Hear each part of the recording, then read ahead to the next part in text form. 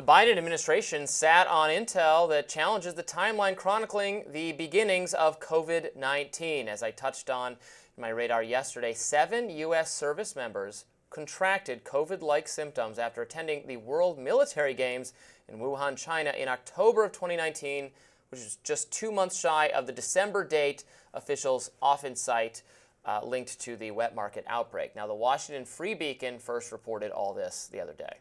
According to the COVID Origin Act of 2023, the Director of National Intelligence is required to declassify any information linking the Wuhan Institute of Virology to the origin of COVID. But the Biden administration seems to have overlooked this, withholding information that the virus was likely spreading in Wuhan for months before China disclosed it. Joining us now is Emily Kopp, an investigative reporter with the Daily Caller News Foundation. Emily has been covering COVID-19 related news since the beginning of the pandemic. So welcome, Emily. Nice to see you again. Good morning. Good to see you. So just kick us off with a summary of what's going on there. We've tried to capture it in the introduction, but just recap what you are reporting here. Sure. I mean, it seems incredible that in April 2025, we are still learning about intelligence buried by our own government 2 years after Congress unanimously passed a law to declassify it. As you mentioned, according to a Pentagon report to Congress in 2022, 7 participants at the World Military Games in Wuhan in October 2019 had COVID-like symptoms. Now, at the time, there was no COVID that we knew of. And so there were no tests available to determine whether these individuals had antibodies to COVID and distinguish whether they had been sick with some other respiratory virus. It's also important to note that this report states that surveillance data shows these individuals didn't spark outbreaks at their respective bases when they returned home. But this is significant because the natural origin of COVID relies heavily on this idea of an early cluster of cases in December around a Wuhan wet market, and how improbable it would be if the first detected outbreak occurred at a wet market selling potentially intermediate hosts like raccoon dogs, if in fact the virus had come from a lab miles away. But if the virus was circulating by October, that keystone of the natural origin theory crumbles. I should also note a second report from June 2020 made available to U.S. Right to Know in a recent FOIA shows that 3 scientists from within a division of the Defense Intelligence Agency focused specifically on medical intelligence gave a presentation to the DIA detailing just how plausible it was that the genome of COVID was engineered. So we finally gotten an opportunity to look at this presentation ourselves, and its findings are pretty explosive. It argues that the fear and cleavage site of the virus, which is sort of what rocketed this bat coronavirus into a pandemic, looks to be inserted into a novel bat coronavirus backbone, and that it could have been assembled using this particular technique called Golden Gate assembly, and these tools that virologists use in the lab called type 2 restriction enzymes. And this is notable too because a separate group of scientists found publicly in 2023, so around 3 years after this very pattern of type 2 restriction enzymes in the COVID virus, and they determined that it was artificial. But they were denigrated at the time by some of Anthony Fauci's favorite virologists as having conducted an analysis that wouldn't pass kindergarten molecular biology. Now, I don't know about you guys, but I didn't take molecular biology in kindergarten. Now we're finding many years later that our own intelligence community had, made these very same findings. I will also note that I obtained a FOIA that showed that in the documents shared between the Wuhan Institute of Virology and its American collaborators, there was an invoice for one of these very same restriction enzymes that had caught the attention of the U.S. intelligence community back in 2020. So a lot of interesting stuff to dig into. Fascinating, Emily. I mean, there's just, at this point, there's so much circumstantial evidence from all of the documents relating to the research they planned to do, the experiments they tried to do, closely matching what actually happened, the reports about the lax safety standards, the reports about how artificially engineered the virus looks like, the fact that we did not find the actual crossover animal, unlike other cases where it actually has come from nature. All of that would, I think, just so lead you decisively to conclude that it was a lab leak. the key piece of evidence against that, which I think even supporters of the lab leak theory like you and myself have to contend with, is that it is then thus, according with that, awful suspicious, however, that a wet market where you had the kinds of animals that you would expect to see if it was animal spillover is the initial place for the outbreak. That is the key. That is a remarkable coincidence. It's a remarkable coincidence either way, because if it was actually a natural thing, then you have to deal with but there was also a laboratory slightly just nearby where they were doing exactly this kind of experiment. So there's some divine irony to this either way. But the key piece of evidence for the wet market being that's the place of the initial outbreak. But that collapses if you can actually demonstrate that there was an outbreak before that, which is why that is such a key piece of intelligence, not just the military service members at the Wuhan Games, but also the potential for 6 scientists at the Wuhan lab that the Wall Street Journal has reported on and others.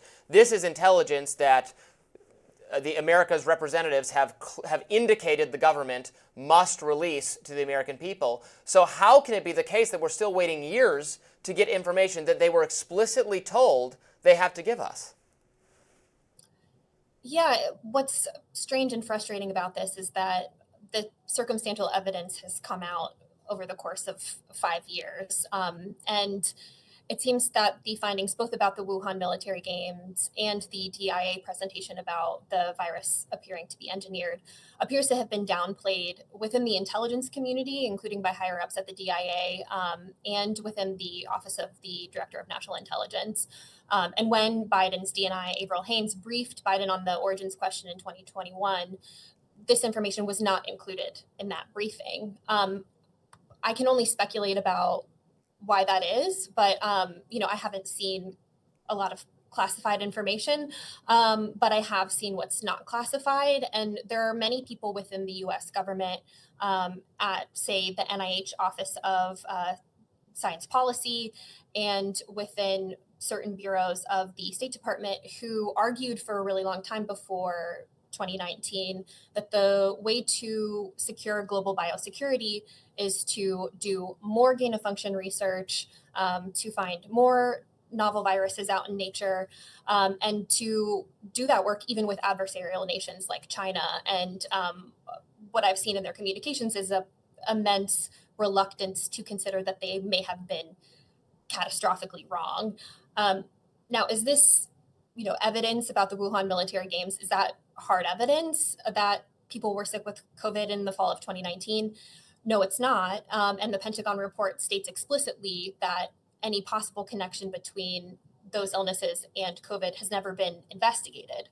I do think it's notable, and it connects to the wet market theory, to note that Peter Ben-Embarek, the scientist who led the shambolic and deeply politically compromised WHO investigation into the origins of COVID, has said that as part of anti-doping protocol at the time of the military games, they did, test athletes for doping, and that serology could be used to determine whether any athletes had antibodies to COVID, suggesting it was circulating earlier than the wet market outbreak.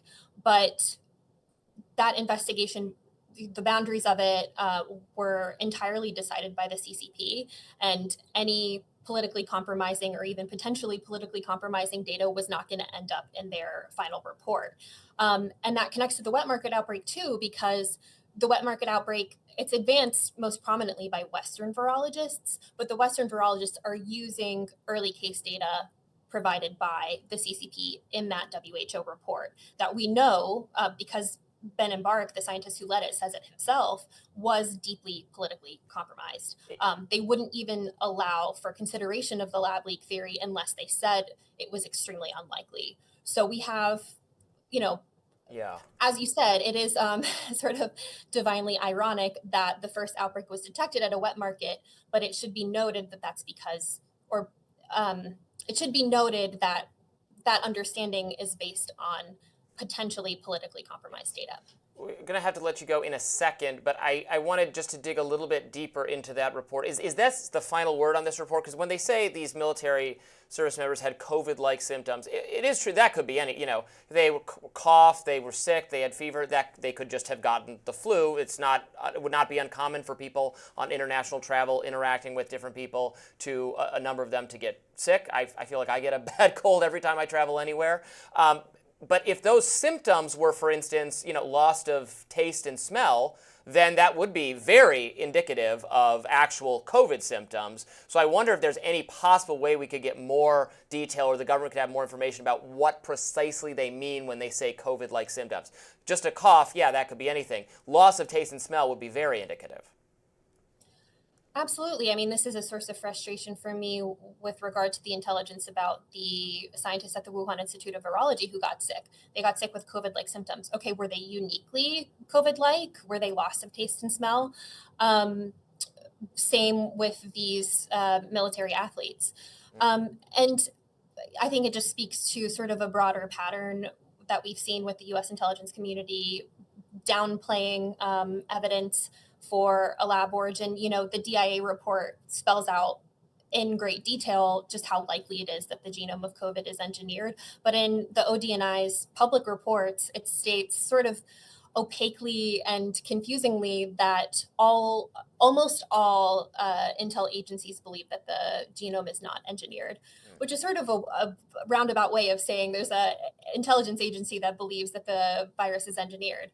So I think we have a lot more to learn, but I don't think that, people are just going to let this go. I mean, we're talking about 1 million American deaths and deaths around the world. And I think we've seen a lot of momentum actually in Europe lately. So we recently learned that the German intelligence services had assessed in the 90th percentile that this was probably a lab origin, but that their findings were downplayed in part because of a virologist who was working with Anthony Fauci very early on named Christian Drosten, misleading the public.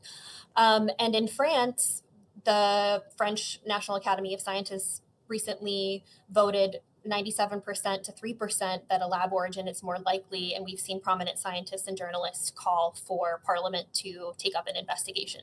So, and in addition, in the House, it was announced yesterday that the House Intelligence Committee's Oversight Subcommittee is also going to dig into this. Of course, we've had a prior House investigation, but it was with the House Oversight and House Energy and Commerce Committees. And so I think there was an issue with jurisdiction where maybe they couldn't get into some of the intel. I see. So I'm eager to see what happens with that because there's been so much cloak and dagger around this subject that it would be good to clear up some of the questions that you're bringing up. Emily Kopp, thank you so much for joining us. We really appreciate it. Thanks.